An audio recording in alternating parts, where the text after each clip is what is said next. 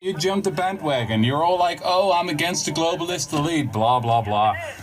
It's not very convincing, to be honest. Why don't you go yourself, you tiny brain, and I hope this gets picked up, because you're a moron. I tried to give you a hearing, but you were too annoying for people. You can't handle the criticism, can you?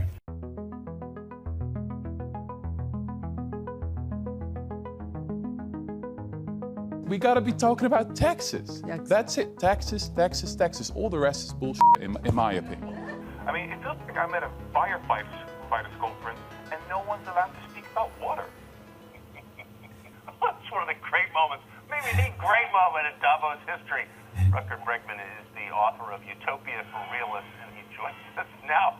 Mr. Bregman, I can't stop laughing just listening to that. And part of it makes me wonder, are you the first person ever to note that people are flying private to talk about global warming and that none of them mention tax avoidance? Has anyone ever said that before at Davos that you know of?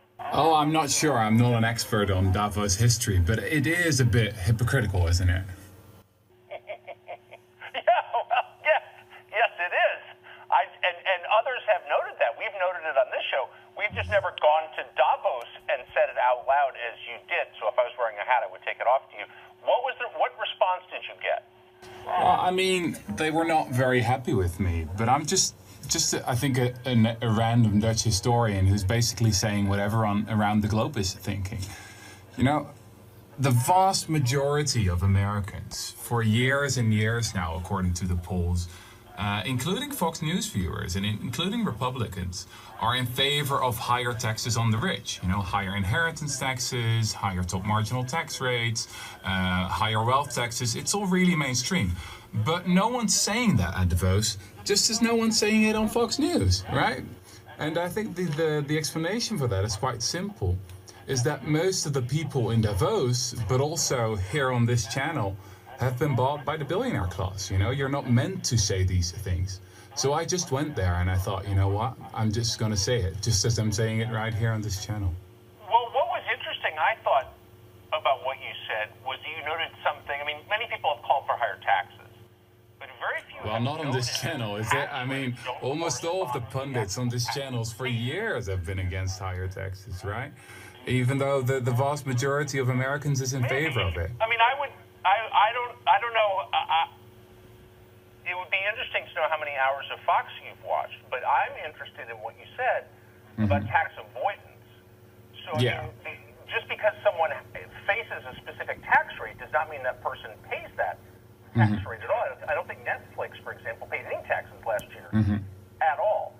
So what would you do specifically to make certain that this class of people pays what they're supposed to pay?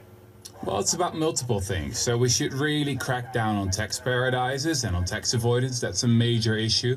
But it's also about having higher taxes. So in the 1950s, for example, in the 1960s, in the golden age of capitalism, as historians called it, we had top marginal tax rate for the very rich of about, 70, 80, 90%. Actually under Eisenhower, the Republican president. And this was also, one of the best periods in American history. The same is true for the UK and the rest of Europe. So as a historian, for me, it's all not, it's really not rocket science. We should just go back to simple and straightforward solutions from the past. Right, but this country was sustained, and since you're a historian, I guess you would know this, sustained by an industrial economy at the time that was broad and deep, that created a middle class. That doesn't exist anymore. So it's an entirely different economy. I wish it did exist. Oh well, but that's not really an issue. I mean, work the same way with an entirely different economy? Well, I think it would. I mean, America is still pretty much the most powerful country in the world, right? So if it really would want to, it could easily crack down on tax paradises. But the thing is, I mean, you guys have brought into power a president that doesn't even want to show its own tax returns. I mean, who knows how many billions he has hidden in the Cayman Islands or in Bermuda. So I think the issue really is one of corruption and of people being bribed and of not being, not talking about the real issues. What the family, what the Murdochs basically want you to do is to scapegoat immigrants instead of talking about tax avoidance. So I'm glad you're now finally raising the issue, but that's what been happening for the past couple of years. And I'm taking orders from the Murdochs. Is that what you're saying? No, I mean, it doesn't work that directly. But I mean, you've been part of the Cato Institute, right? You've been a senior fellow there for years. You've been taking their dirty money. They're funded by cock billionaires, Wait, why don't you tell me how it does work? Well, it works by you taking their dirty money. It's as easy as that. I mean, you are a millionaire funded by billionaires. That's what you are. And I'm glad you now finally jumped the bandwagon, of people like Bernie Sanders and AOC. But you're not part of the solution, Mr. Carlson. You're part of the problem, actually. AOC, wait, but can I just say, it's true, right? It's true, right? That all the anchors on Fox, they're all millionaires. How is this possible? Well, it's very easy. You're just not talking about certain things. Fox doesn't even play where you are. It doesn't play where you are? Well, have you heard of the internet? I can watch things whatever I want, I have, actually. I can't say I'm a great fan of your show, but I do my homework when you invite me on your show.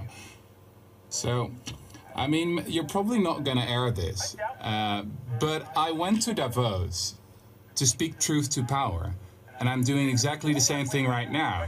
You might not like it, but you're a millionaire funded by billionaires, and that's the reason why you're not talking about these issues.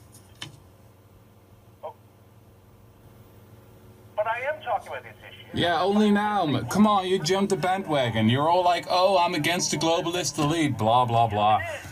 It's not very convincing, to be honest. Why don't you go yourself, you tiny brain, and I hope this gets picked up, because you're a moron. I tried to give you a hearing, but you were too annoying for me. You can't handle the criticism, can you?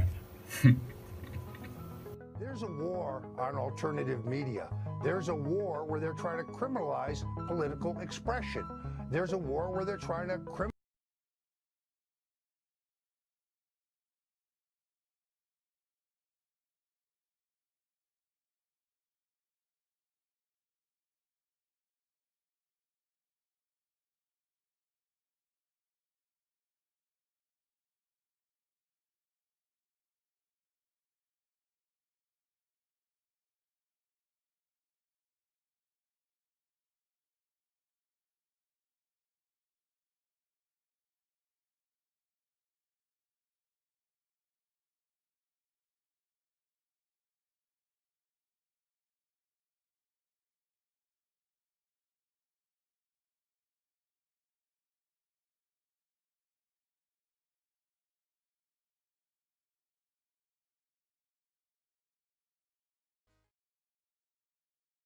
We wanted to respond to something that happened recently. Last month, a Dutch academic called Rutger Bregman showed up at the World Economic Forum in Davos, Switzerland, and gave a lecture to the attendees.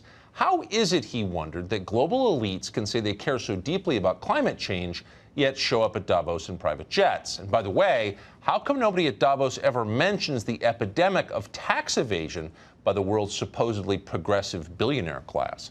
Those are both good questions, and they're not asked enough. So last week, we invited Bregman on our show to congratulate him for what he said at Davos. He was in Europe at the time, so we taped the segment in case we need to fix the delay in the edit booth. We do that a lot. Things went fine for the first few minutes, and then Bregman launched into an attack on Fox News. It's not clear that Bregman has ever seen Fox, but he wanted to make his point. Fine. But then he claimed that my corporate masters tell me what to say on this show, and that was too much.